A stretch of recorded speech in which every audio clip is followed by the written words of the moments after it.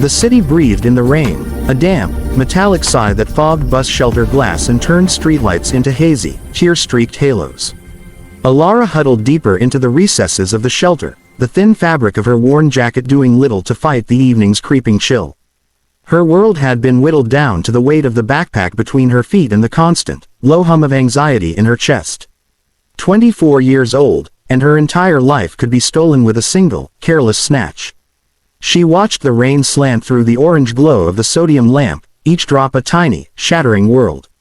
A bus hissed to a stop, disgorging a wave of warm, perfumed air and normalcy before swallowing a new batch of passengers and rumbling away.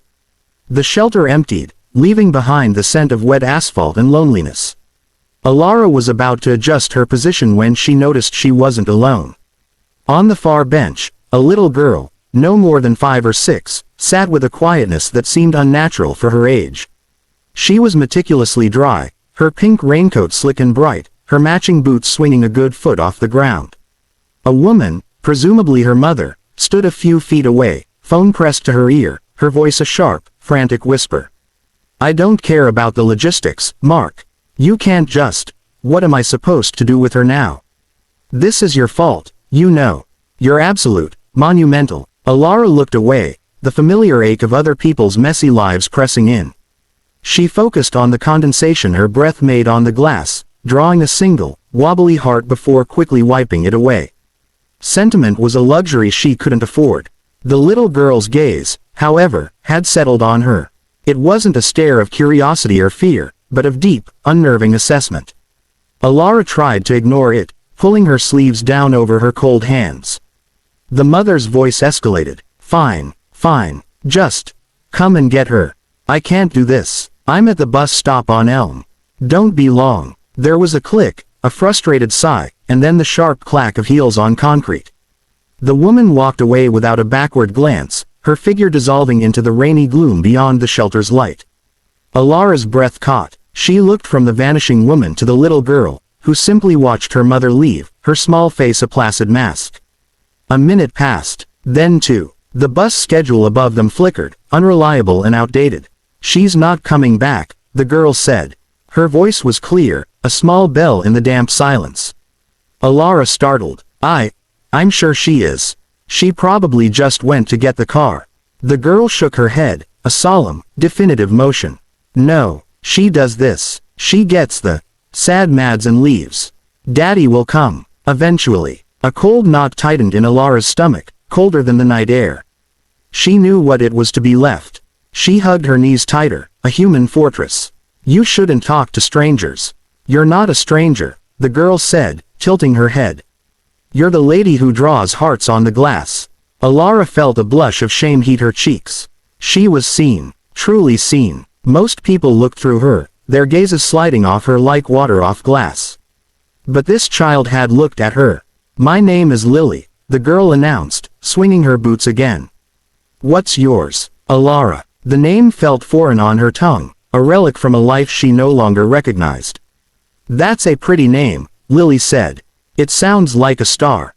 A bus approached, its headlights cutting through the rain. Hope, a treacherous and fleeting visitor, flickered in Alara's chest. Maybe this was her bus. Maybe she could just get on, escape this uncomfortable, heart-wrenching scenario.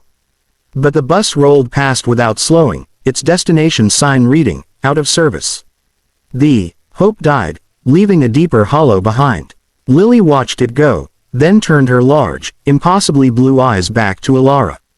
The silence stretched, filled only with the percussion of the rain.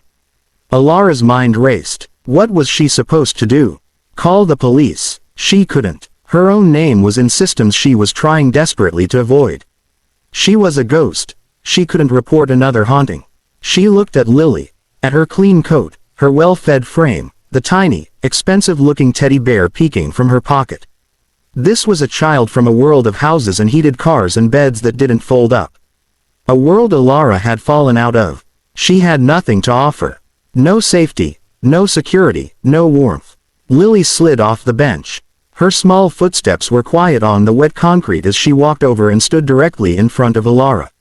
She didn't reach out, didn't try to touch. She just stood there, a small island of pink in the gray world, her gaze holding Alara's with an unnerving, ancient wisdom. "You look very cold," Lily stated. Alara could only nod, her throat too tight for words. Lily's brow furrowed in thought, as if she were working out a simple but important equation. Then her expression cleared. She took a small, decisive breath, and delivered the words that would cleave Alara's world in two. "You need a home," Lily said, her voice soft but certain, "and I need a mommy." The air left Alara's lungs. It was a statement of such devastating, simple logic that it bypassed all reason and went straight to the raw, bleeding core of her. The little girl wasn't begging. She wasn't pleading. She was proposing a trade. A solution to two parallel tragedies. Tears, hot and sudden, welled in Alara's eyes. She looked at this abandoned child, this tiny, resilient creature who saw a homeless woman not as a threat or a pity case, but as a potential candidate. A candidate for the most important job in the world. Before she could form a thought, before she could even process the seismic shift happening inside her, a pair of headlights swerved into the bus bay. A car door slammed. A man, harried and angry, his jacket dark with rain, strode into the shelter. Lily, for God's sake, what did she do?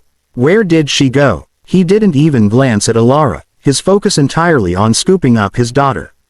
Lily looked from her father's furious, worried face back to Alara.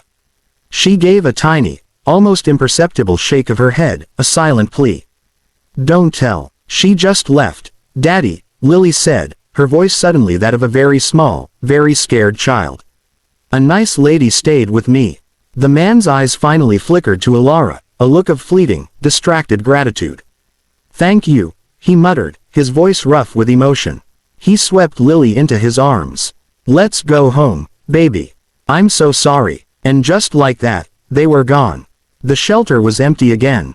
The only evidence that the encounter had been real was the ghost of a child's presence and the 5 words echoing in the cavern of Alara's soul. "You need a home, and I need a mommy." She wrapped her arms around herself, the cold now a permanent part of her bones. But for the first time in a very long time, it wasn't the only thing she felt. There was a new, terrifying, and brilliant spark. A purpose.